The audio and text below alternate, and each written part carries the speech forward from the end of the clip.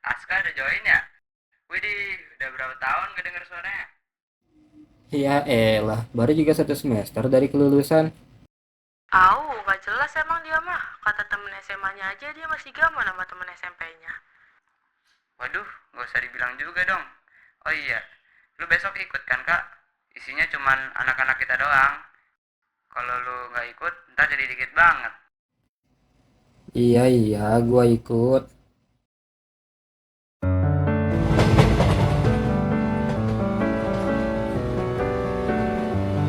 Gua Aska, anak yang saat ini baru aja selesai semester pertamanya di SMA. Udah setengah tahun sejak gua lulus SMP, dan sejak saat itu juga gua belum ketemu lagi sama teman-teman di sana.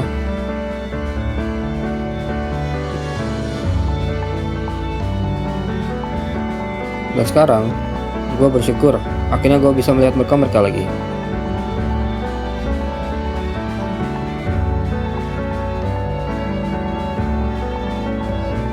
Gokil, si penulis materi kita ternyata gini pas di SMA. Oh, masih kayak gini aja gua mah. Iya, ini cuma berempat doang. Ada si Irsyad lagi ngejar aja dia. Meskipun gak kumpul sekelas, tapi ini udah ngebatin banget rasa kangen gua sama masa SMP. Ih, datang-datang orang.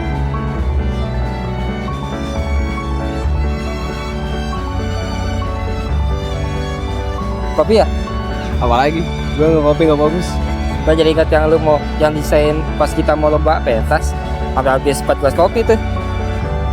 Maya bro, Aska. Iya. Gimana lu? Aman? Masih sering angkat barang nggak kayak pas kita mau pentas? Bisa baik dah, mah. Orang-orang ini adalah teman seperjuangan gue di SMP, yang mana emang beneran seperjuangan. Kami sering diskusi bareng, main bareng, dan kami sering tampil bareng. Presentasi, pentas, nyanyi, drama, short film, semuanya udah gue cobain bareng orang-orang ini.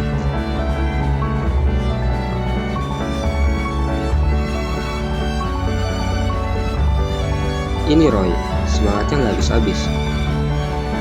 Yang ini Tisa, dia kayaknya pusat kelompok ini deh. Ada juga Belva yang suka memperhatikan kita kecil. Dan Irsyad, yang kelihatan malas, tapi kalau udah kerja nggak bisa berhenti. Terakhir, yang ini udah berasa kayak saudara gua sendiri. Namanya Bara, orang yang ngapa-ngapain bisa aja.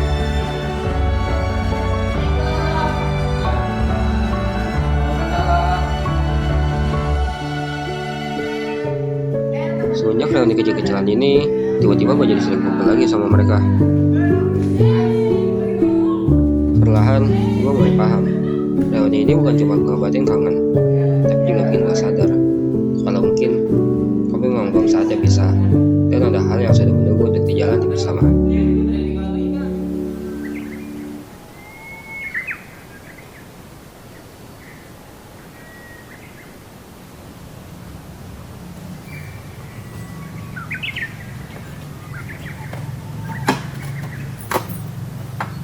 Dulu ya bu, biasa rumah Aska. Assalamualaikum.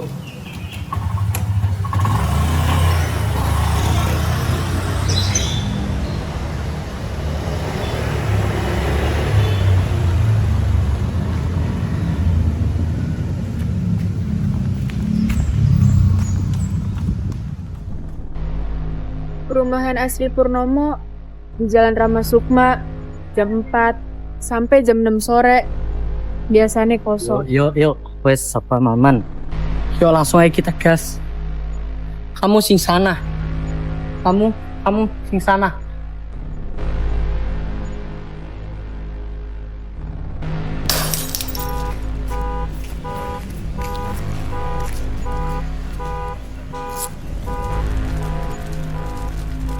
Seperti yang kita ketahui, Kejadian ini pertama kali dilaporkan oleh warga kemarin sekitar pukul 18.20 petang.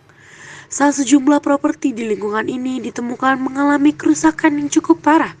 Berdasarkan informasi sementara, para pelaku diduga telah mengamati gerak-gerik warga untuk menemukan waktu dan lokasi yang sepi sebelum melakukan aksinya.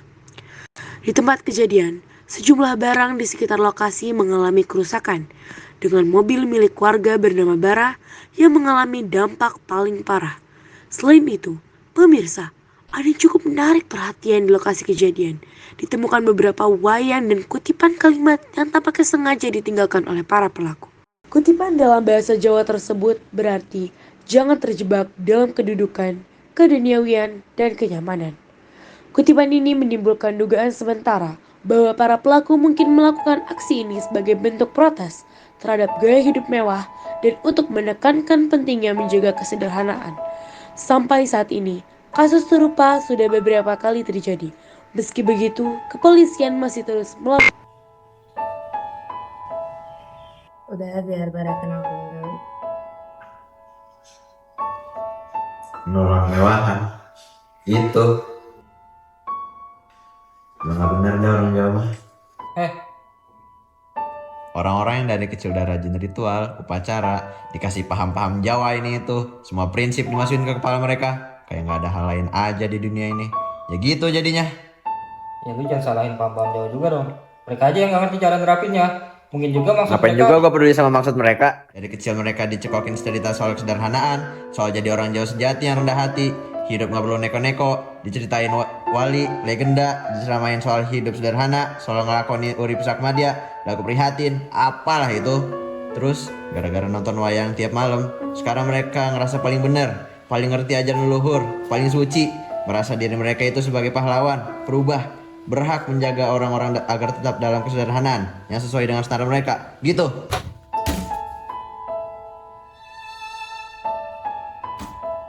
Sorry Kak, mending lu. Aduh, maaf banget, gue kepancing dikit tadi. Gue ngerti.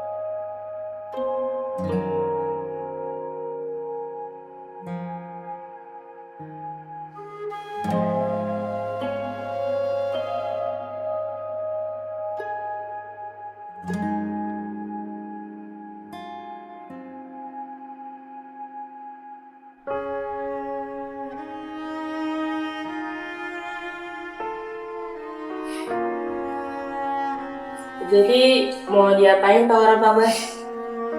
Ikut aja lah. Kita masa acara-acara yang enggak. Tuh, udah ikut aja. Mereka pentasnya tema budaya kan? Sekalian aja tuh, tunjukin budaya Jawa yang ngerusakin barang orang. Udah. Kita bikin musikal storytelling mungkin? Yang bacain cerita sampai ada penampilannya ya.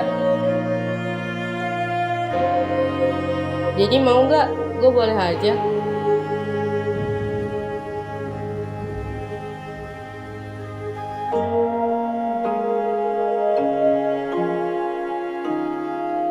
Bar, Ya, tadi kan gue udah bilang. Aska, teman-temanmu suruh makan dulu. Udah siang ini, ayo udah dibeliin nih.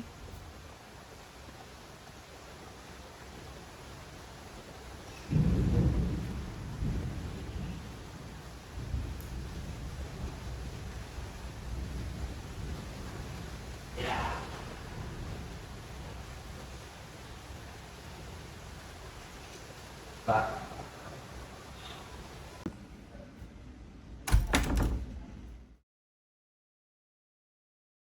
Jadi, merasa perlu bilang sesuatu. Minta maaf atau apa gitu? Minta maaf buat apa?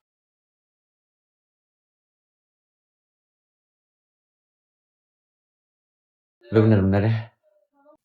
Jadi maksudnya, lu mau gue wakilin minta maaf mereka gitu? Gara-gara gue nggak bisa kontak sama mereka? Enggak. Pas mereka lagi ngurus lu di luar itu, waktu itu ibu gue lagi di dalam, tau nggak? Otak Jawa lo itu udah gak bisa diterusin lagi, Kak. Gue udah capek.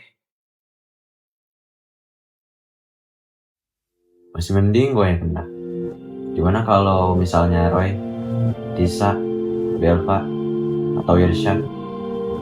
Kalau kejadian, sorry tapi otak Jawa lo itu udah gak bisa gue maafin lagi. Udah, lu gak usah ngomongin Jawa lagi. Gue tau lu sebenarnya ngerti kalau suku gue gak ngajarin gituan. 3 tahun lalu, pas lomba pertama kita yang ngepresentasiin muda Indonesia, lu orang pertama dan yang paling ngebet buat kita pakai judul keindahan Jawa dan masyarakatnya. Itu sebelum gue tahu nyatanya sebenarnya. Jadi sebelum lu diajak-ajak sama otaknya sama emosi lu, sama orang-orang yang sembarangan itu.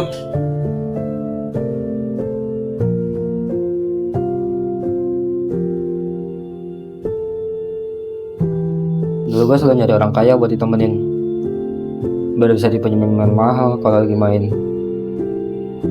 Tapi abis itu kaki gue ngasih tahu kalau main yang seru itu nggak perlu mahal, asal punya teman yang ngerti dan cocok sama kita. Itu udah cukup.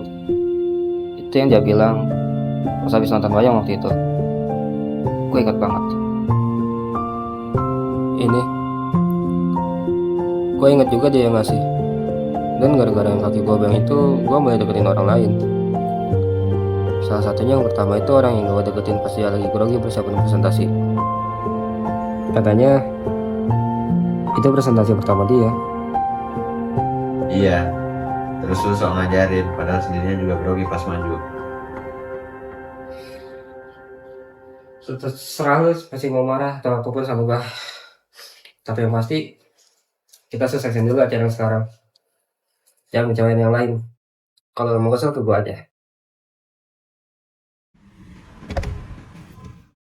Kasih ya, udah mau nyamperin gue pas gue grogi. Kayaknya gue belum ngucap terima kasih di waktu itu. Asal sekarang udah grogi aja.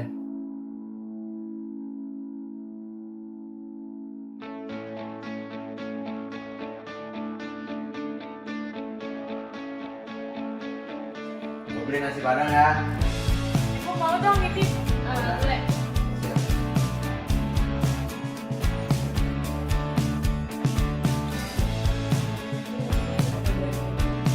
Kali ini, gue akhirnya melihat momen yang belum pernah gue lihat lagi sejak di SMP. Bisa ngeliat gue sibuk nyiapin tampil sama mereka lagi, rasanya spesial banget.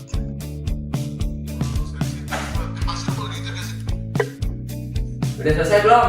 Dikit lagi ya, aman. Oke.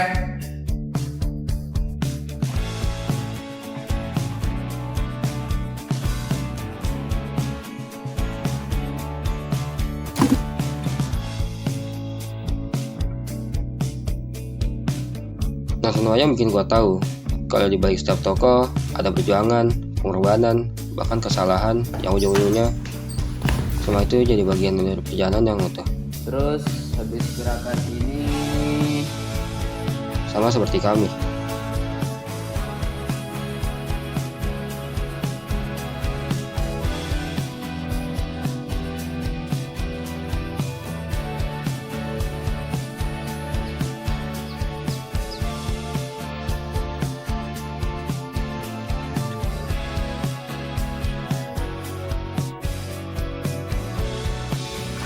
udah siap kami bro.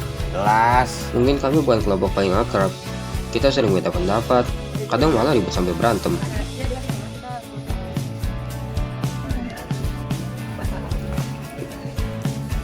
Pak Basuki. Jagoan-jagoan udah pada siap. Aman kan? Aman. Gue nggak tahu apa yang menunggu kami setelah ini. Tapi yang pasti, pentas kali ini udah buktiin. Sebesar apapun masalah yang akan kami terima, pada akhirnya kami akan berkumpul dan bersiap untuk kembali tampil. Ada masanya kita mencuri ruang dan waktu, walau pasti berlalu. Gimana? Udah versi fix nih? Iya, udah bagus banget itu. Cukup sih. Langsung aja kirim buat penampilan kita.